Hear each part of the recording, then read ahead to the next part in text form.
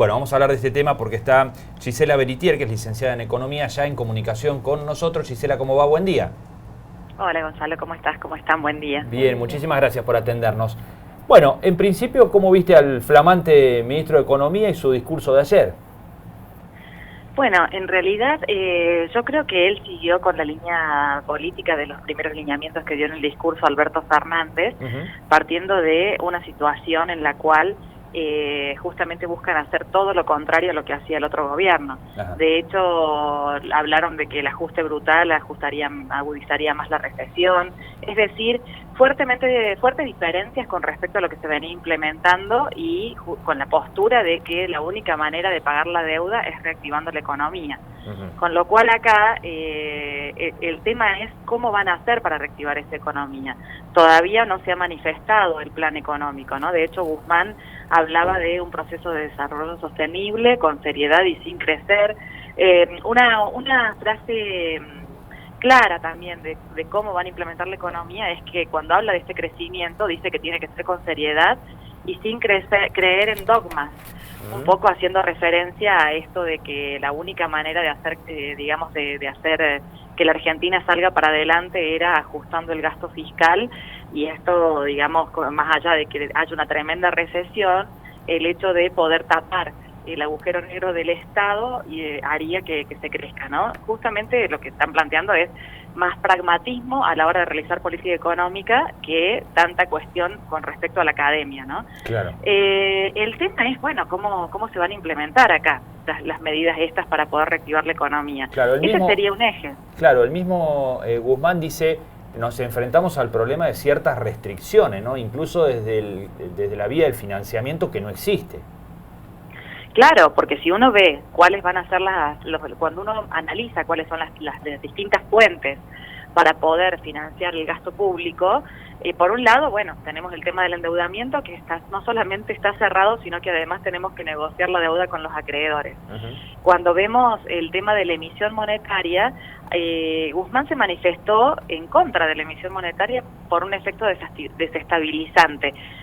Pero la otra vía que tienen es un aumento tremendo de los impuestos, con lo cual tampoco se ve factible eso. Claro. Y analizando económicamente, en realidad, viendo cuáles son las variables hoy, cómo está la situación monetaria, cuáles son las tasas de interés, más el cepo, hoy, digamos, tenemos una potencialidad de emisión, porque tenemos un dólar no atrasado y un cepo que contiene justamente el dólar. Entonces esto da la posibilidad, primero, de poder emitir un 40% interanual sin que la inflación se dispare. Pero este escenario es un escenario de muy corto plazo. Es decir, que a corto plazo se puede emitir sin este riesgo, pero a largo plazo... No hay que enamorarse, digamos, de eso. No, claro. A largo plazo esto, digamos, tiene un efecto desestabilizante. Por eso, a corto plazo podría dar el oxígeno que necesitan, sobre todo para hacer este plan que hablan de los 100.000 millones de pesos, el mercado interno para los jubilados, los trabajadores públicos con salarios bajos y beneficiarios de planes sociales, ¿no? Que justamente con este plan, que lo implementarán en los próximos días, buscan descomprimir la gran presión y demanda social. Pero como te decía, Gonzalo, esto es en los primeros meses, porque daría oxígeno para poder pensar en el segundo eje que hablaban, que era aumentar las exportaciones. Claro. Acá, si no se desarrolla rápidamente motores de ingresos y divisas genuinas que tienen que ver directamente con las exportaciones, estamos en un problema. Bueno, y ahí tenemos en un contexto de un financiamiento cerrado. Claro, y ahí tenemos otro inconveniente, que es el de las retenciones. Si quieren en el corto plazo recaudar más vía retenciones, van a estar desalentando la exportación, que a largo plazo puede generar los recursos que se necesitan. Bueno, justamente viste que se especula con que justamente va a haber unas mayores retenciones al campo y también mayores bienes personales y ganancias para poder financiar este consumo, ¿no? Pero digamos que estos siguen siendo especulaciones, pero en el hipotético caso, digamos, de que lo hicieran, ¿por qué se analiza que pueden ser las retenciones? Porque en realidad es los ingresos más a mano que tienen para poder recaudar en un contexto de escenario cerrado. Claro. Entonces, posiblemente, si hacen esto, hay que ver cómo el campo reacciona y cómo el sector exportador reacciona también.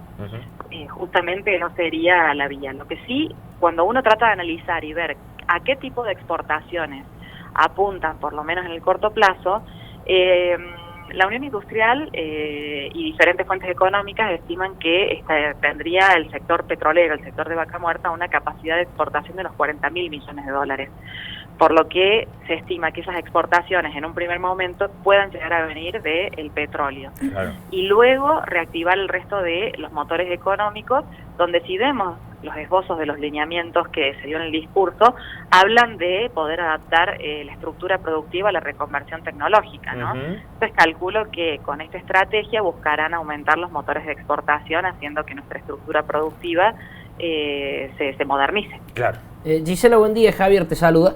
¿Qué va a pasar con el dólar y con este super cepo implementado post elecciones generales? Bueno, donde pareciera que todo quedó tranquilizado en términos de reservas, pero ¿hasta cuándo va a ser? ¿Considerás esta situación planteada? Bueno, ya Guzmán dijo que por lo pronto no se va a sacar el cepo porque la sociedad argentina todavía no está preparada para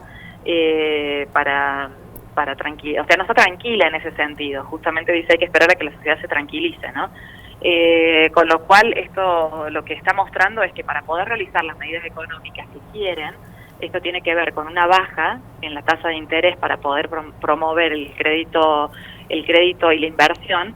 Sí o sí se va a tener que mantener el cepo, porque cómo funciona el mercado financiero, buscando rentabilidades. Entonces de repente, si no hay rentabilidades en el sector financiero con respecto a qué instrumentos financieros y qué tasas dan, obviamente se van al dólar, con la posibilidad de aumentar la demanda del dólar y al aumento del precio.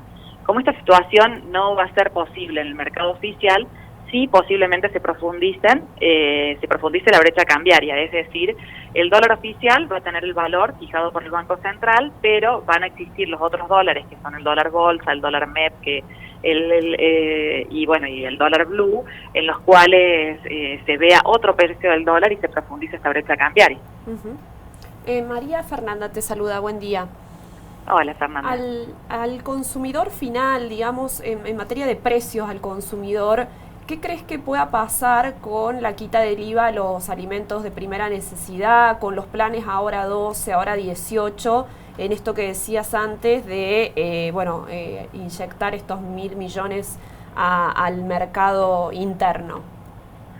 Mira, yo creo que estos beneficios impositivos del IVA establecidos por el gobierno anterior contribuyen al aumento del consumo. Entonces, yo estimo que todos estos acuerdos de precios que había y beneficios impositivos se mantengan y que con respecto a la hora 12 y a la hora 18 se podrían llegar a profundizar, porque justamente estas son medidas que ya están funcionando, que contribuyen al consumo. Yo lo que estimo es que seguramente estas medidas puedan llegar a ampliarse para poder contribuir justamente a la reactivación de este consumo del cual se habla, ¿no? Claro. Entonces acá hay una cuestión que tiene que ver con cómo hacemos para que la economía empiece a funcionar y a recaudar el dinero que se necesita para poder pagar los intereses de deuda. Casualmente también una cuestión que tiene que ver con el déficit fiscal es la diferencia a la hora de hablar del déficit. En el gobierno anterior se hablaba de un déficit fiscal que era el déficit fiscal, como decimos los economistas, arriba del renglón, es decir, el déficit fiscal primario, que tiene que ver con los gastos de las jubilaciones y obras públicas en general, ¿no? Pero este gobierno habla del déficit fiscal del renglón para abajo, que son los intereses de deuda. Entonces justamente este gobierno habla de que no podemos hacer un plan de ajuste para poder pagar esos intereses de deuda, necesitamos reactivar la economía para que se empiecen a financiar jubilaciones y sobre todo la obra pública como el gran motorizador de la economía y así generar los recursos para poder pagar la deuda. Incluso una de las cuestiones, yo leía en otras declaraciones a Guzmán, que hablaba de que la reestructuración de la deuda implicaba la posibilidad de liberar recursos para poder destinarlos a las cuestiones sociales urgentes. Claro. que se votó Alberto Fernández para salir de este meollo, ¿no? Claro. Gisela, esa es la urgencia número uno, reestructurar la deuda para tratar de aliviar y patear el horizonte ese de compromisos más adelante.